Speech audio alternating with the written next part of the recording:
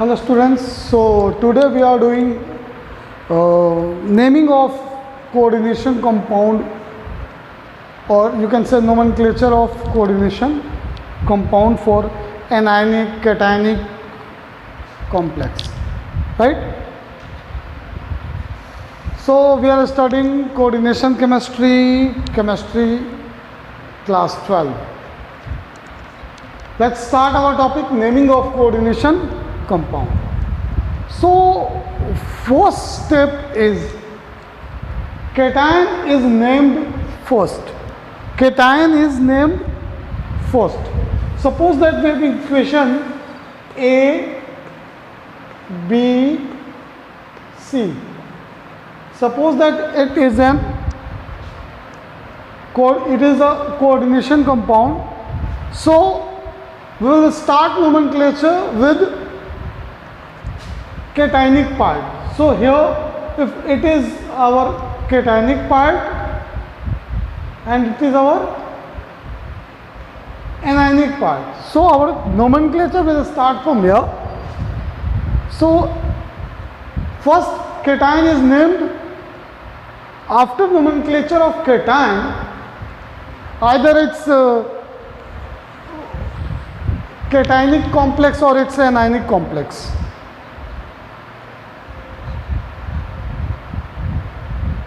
Then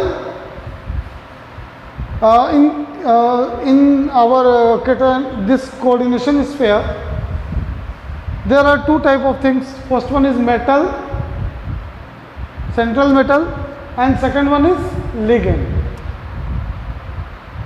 So second thing is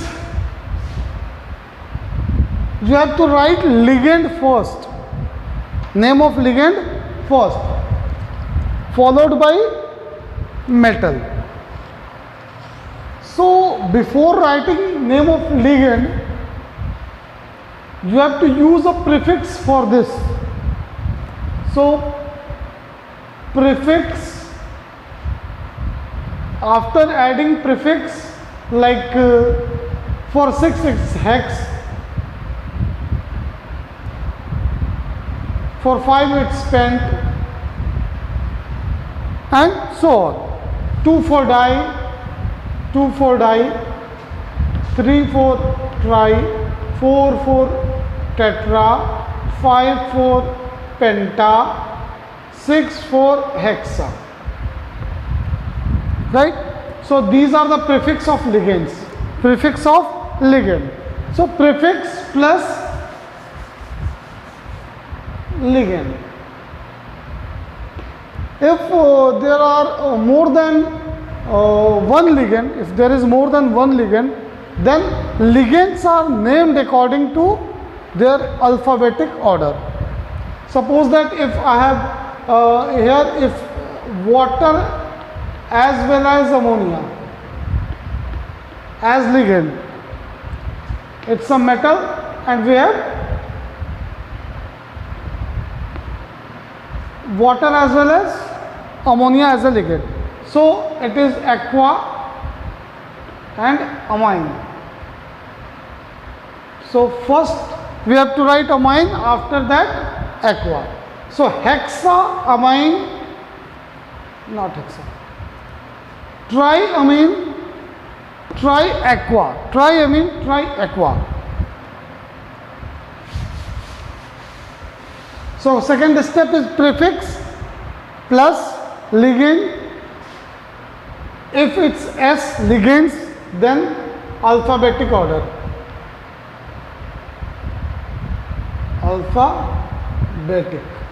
Alphabetic order, it will be arranged in alphabetic order. So after naming this,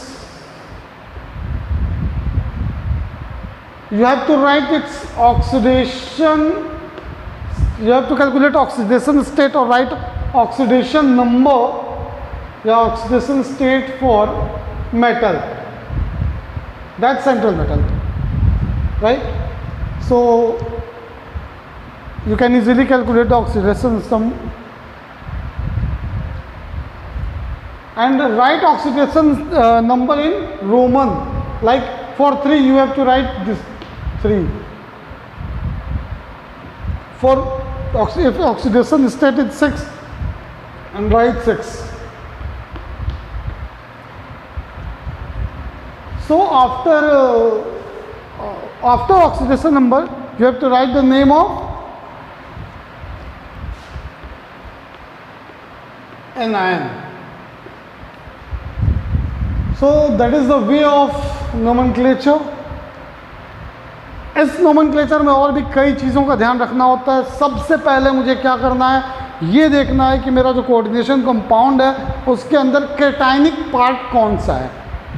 right, पहले केटाइनिक part का nomenclature करेंगे, चाहे वो complex मेरा किसी भी तरह का हो. तो पहले केटाइन का नाम लिखेंगे. केटाइन में भी अगर इस टाइप का आता है नोमेनक्लेचर, जैसे मैंने बताया आपको, कोबाल्ट है, NH3,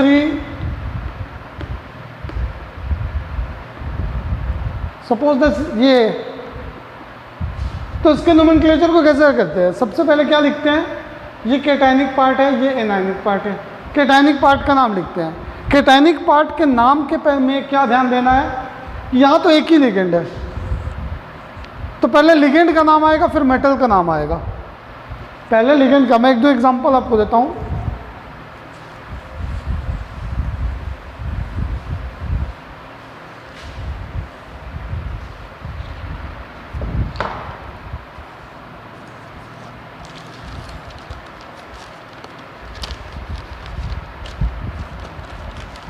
So suppose that we have cobalt,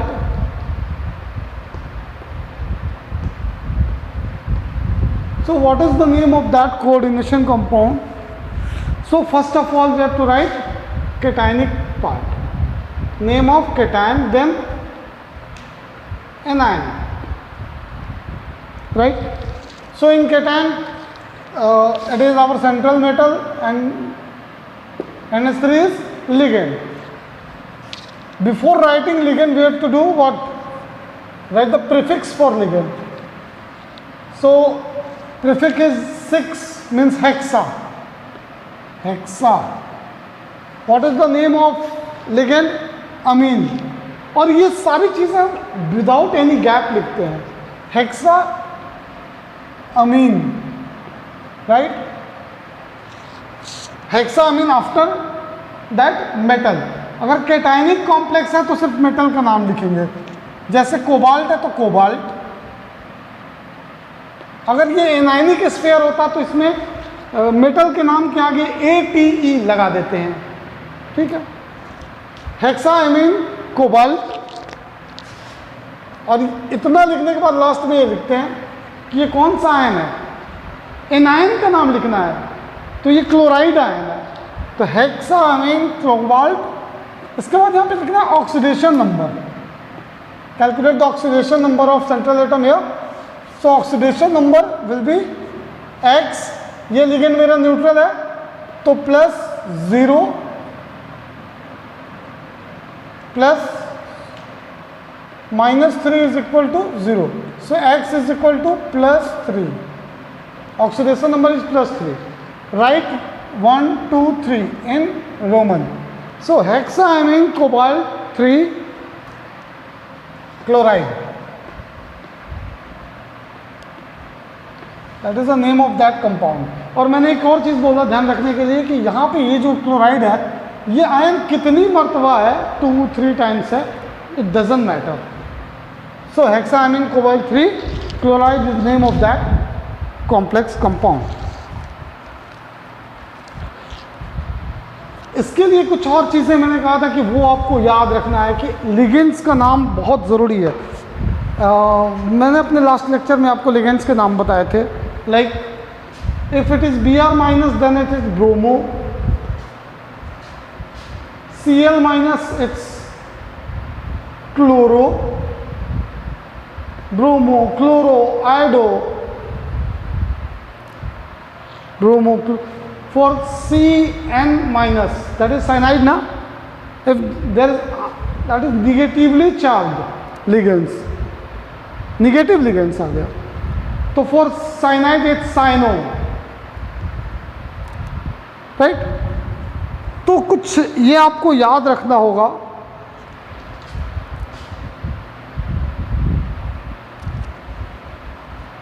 ठीक है, ये तो ये याद रखना होगा, that is very important. Negative ligands, there are some neutral ligands also, like NH3 amine, H2O aqua,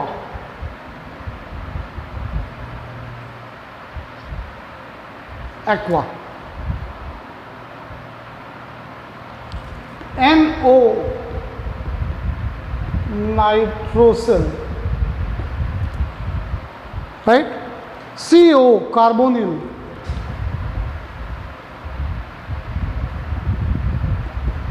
so these are neutral ligands, these are negative ligands। और कुछ पॉजिटिव लिगेंड्स भी होते हैं जो कि बहुत ज़्यादा यूज़ नहीं होते हैं, राइट। तो ये आपको याद रखना बहुत ज़रूरी है, ठीक है।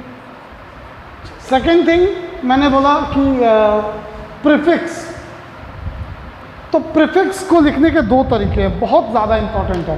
प्रीफिक्स को लिखने के दो तरीके, first thing is for if ligand is monovalent, if my ligand is monovalent, if my ligand is divalent or polyvalent, yeah, right।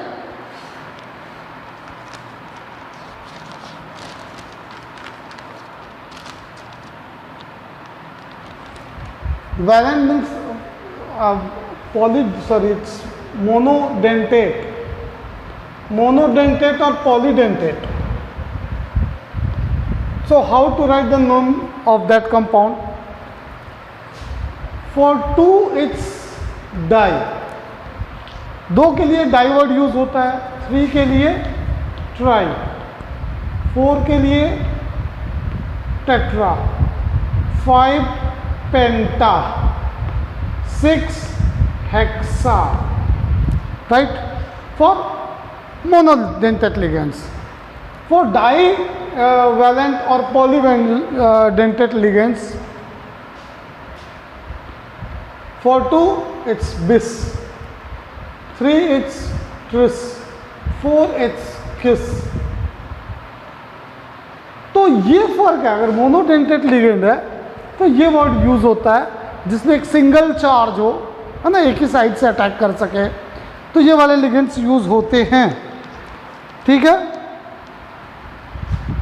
और ये यूज होता है मेरा जिसके पास पॉलीडेंटेट हो या डाइडेंटेट हो। फॉर एग्जांपल मैं एक बता दूं आपको, COO माइनस, COO माइनस, यहाँ 2 डेंसिटी है, ठीक है, ये कहीं से भी अटैक कर सकते हैं, दोनों साइड में से जुड़ सकते हैं।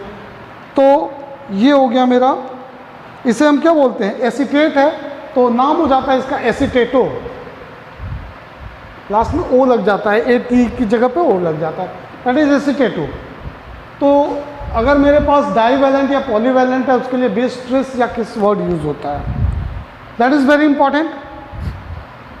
चलिए, ये लिगेंड की बात हो गई। लिगेंड के बाद मैंने बोला oxidation number, you have to calculate oxidation number. So calculation of oxidation number is very simple. अगर आपको लिगेंड्स के ये पता है कि वो कितना चार्ज है, उस पर +1 है, -1 है, -2 है, सो आप कोऑर्डिनेशन कंपाउंड का इजिली सेंट्रल एटम का you can calculate oxidation state. After calculating oxidation state, और ये oxidation state it should be written in Roman, right. इसके बाद क्या लिखना होता है,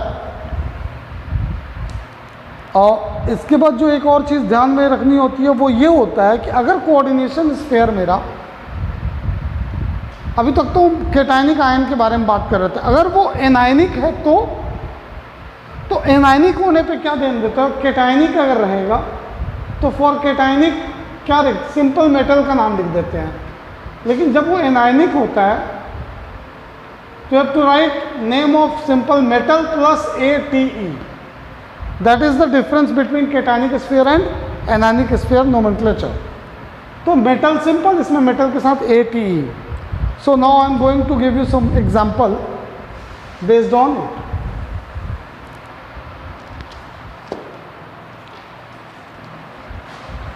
So first is platinum, water and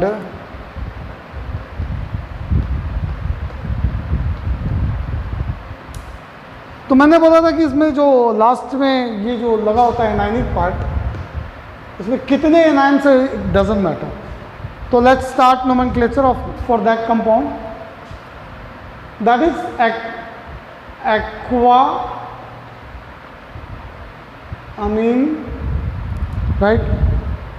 That is positive sphere our so cationic sphere. So अपना नाम स्टार्ट होगा cationic sphere से with the name of ligands, right? और ligands में भी अल्फाबेटिक ऑर्डर में होना चाहिए. तो alphabetically amine is first we have to write the name of this ligand, amine, and before amine it's what prefix is di, diamine, diaqua. एक ही line में लिखेंगे सबको, बीच में ब्रेक नहीं होगा. diamine, diaqua, platinum, you can write P.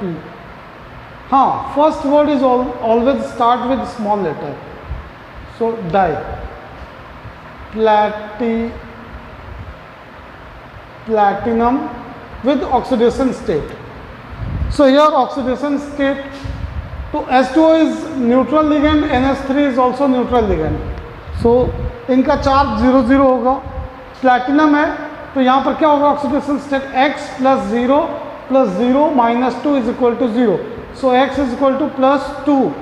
So our oxidation number is +2. That is written Roman. So that is diamine aqua platinum. After that chloride.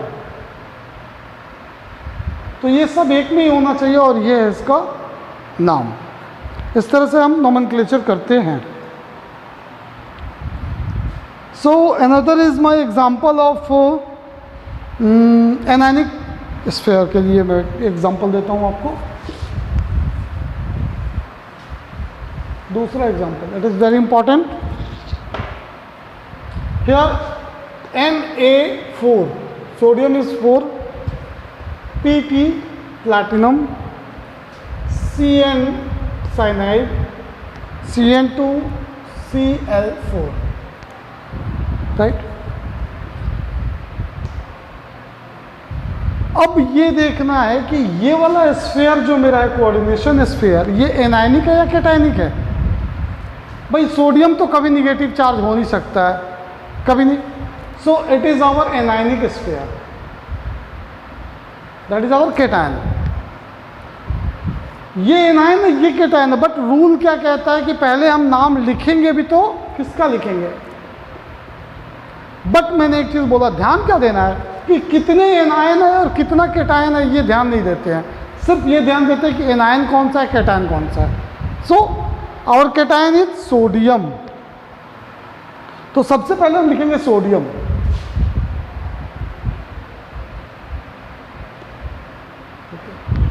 Cation का part लिख दिए.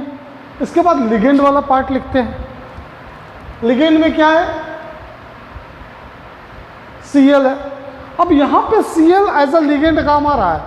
अगर लिगेंड काम आता है तो क्लोरो होता है, और Cl एज एनायन काम आएगा तो क्लोराइड हो. So as a chloride, as a ligand Cl is chloro. So sodium after cationic name will start with ligand. Sodium टेट्राक्लोरो,